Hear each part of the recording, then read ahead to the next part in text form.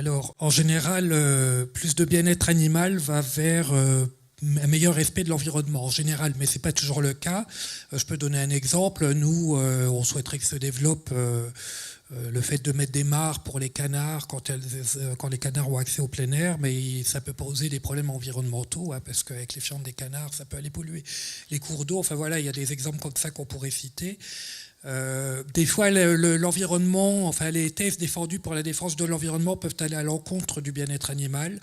Je pense notamment, on parle beaucoup de CO2 et il y a certaines personnes, certains environnementalistes qui disent qu'il faut augmenter la productivité des vaches laitières pour avoir moins de vaches pour faire plus de lait. Donc évidemment, si une vache produit plus, ça nuit à son bien-être. Elles sont déjà bien surmenées, les vaches laitières. Elles produisent pour certaines plus de 10 000 litres de lait.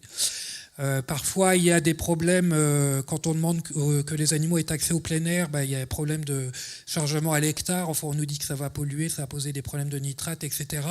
Donc, on nous dit parfois que c'est mieux de faire des fermes de 1000 vaches parce qu'on maîtrise mieux l'environnement et puis on peut récupérer le lisier pour faire de la méthanisation. Donc, attention, là aussi, faire de la méthanisation, c'est peut-être bien pour l'environnement, mais si c'est pour faire développer l'élevage intensif, enfin voilà. C'est pour ça que nous, à Wild Farm, on s'occupe de bien-être animal et on ne prend pas de position sur les questions environnementales parce que des fois, c'est un peu casse-gueule pour le bien-être animal.